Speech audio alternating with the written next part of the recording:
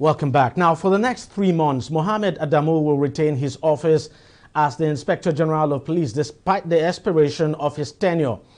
Adamu was originally due for retirement February 2nd after completing the maximum 35 years of service, and there have been a lot of questions about who will succeed him. The amended Police Act 2020 stipulates that a police officer should retire upon the attainment of 60 years or after 35 years in service. But instead of naming a replacement, the president has gone ahead to elongate his tenure for an additional 3 months, which, according to the Minister of Police Affairs, Mohammed Dinyadi, is to give room for the proper selection of a successor. Joining me now to discuss this is Salihu Mahmood, who is a security and public affairs analyst. He joins us from Abuja. Thank you very much, Mr. Mahmood, for joining us on the program. Let me start by asking you, did this come to you as a surprise at all? Yes, it came as a rude shock to a lot of us, especially at a time we are trying to change certain narratives in the security circle, that the president, even though we know constitutionally is the president and commander-in-chief, went against the general interest of Nigerians. Because if you can see what was published in some of the dailies today, Afenifere, Northern Elders, civil society groups, women societies, youth groups are against the extension of the tenure of this Inspector General of Police, because if you want to promote transparency, unity, oneness, and again give a good image of our Nigerian security architecture before the international community, then you have to do what is right when it is right and how it is right, and not what is wrong. What do you make of the reason?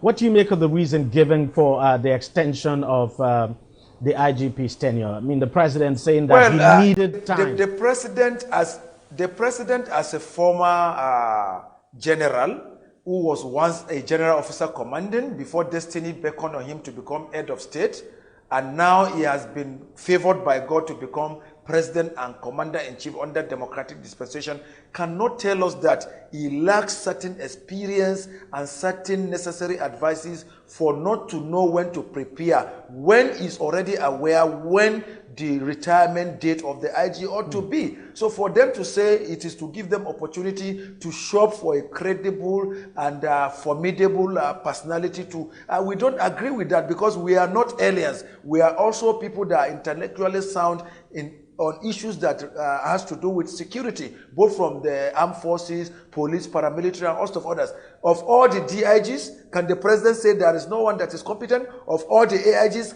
the law says that anybody that has attained the substantive rank of commissioner of police is qualified to be appointed as Inspector General of Police of Federal Republic of Nigeria. So are we now saying that from the CPs, AIGs, and the DIGs that there is nobody that has the wherewithal, that has the conduct, that has the educational qualification, that has the exposure and experience to take over from Adamu Mohammed? I don't think there is any reason Femi Adesina or Garba Shehu, the presidential spokespersons, will tell us for us to agree, because whatever we are doing in this country, we are doing it in accordance with international best practices. If we are going against certain norms in the Committee of Nations, how are we and why are we members of Interpol? Why are we members of certain bilateral signatories and relations with other countries as related to security and others? Let me interject here. In your own thinking, why do you think the president has done this? Well, I believe maybe the advice of some of the emissaries. The reason I'm asking you this is...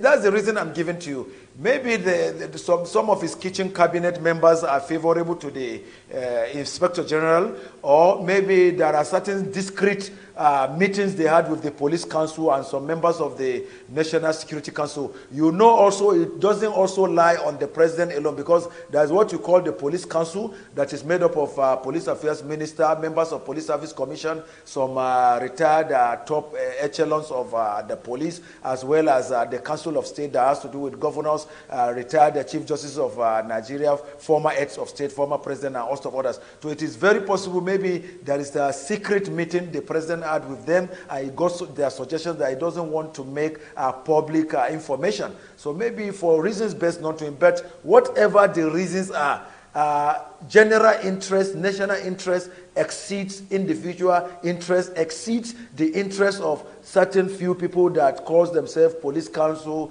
members of National Security Council, and host of others. Everything, well, especially with how our security is being threatened now from armed banditry, kidnap-related cases, insurgency, ethnic cleansing, and host of part others. Of the reasons, sorry to interject, part of the reasons why I asked you that question is because we know that before the announcement, the formal announcement was made that the formal announcement now of the extension of the current IGP's tenure. You know, there was this story that actually leaked and came out in the media that the AIG, I've forgotten in charge of what zone now, but the AIG, one individual, one AIG Zanna had actually been appointed. Yes, he's Commandant of Police Academy in Kano. Yes, who is exactly the head of the Police Academy in Kano, that he had been appointed. Yeah, do you think, what do you make of that? Do you think that initial information could have come from the appropriate quarter and then just along the line there was a change of mind?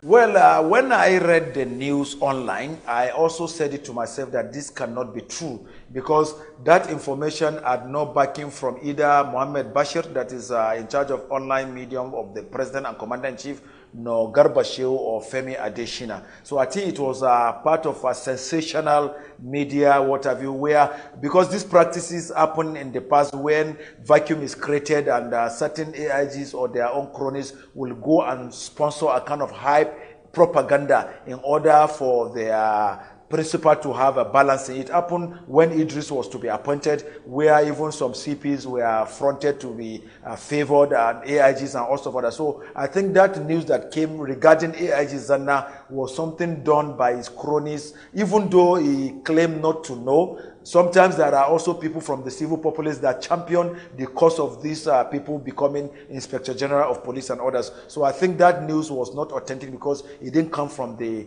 right quota and source. All right.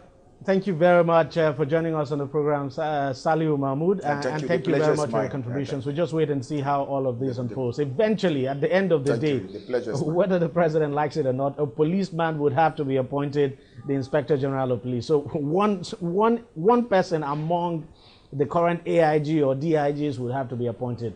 But we'll just wait and see see how all of this unfolds. Thank you very much for your time, and thank you for joining us on the program. Thank you very much. Thank you. All right, we'll take a short break and we'll be right back. On Deji 360, we don't just ask the questions. What is wrong with amending the Constitution the way the National Assembly members have been doing it? We seek answers.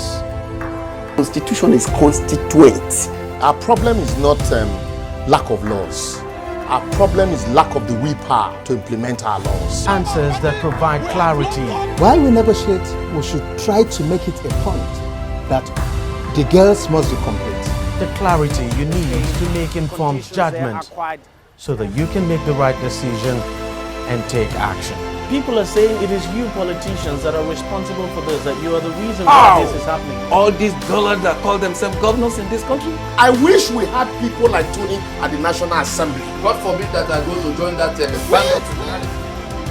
Deji 360, providing clarity to issues.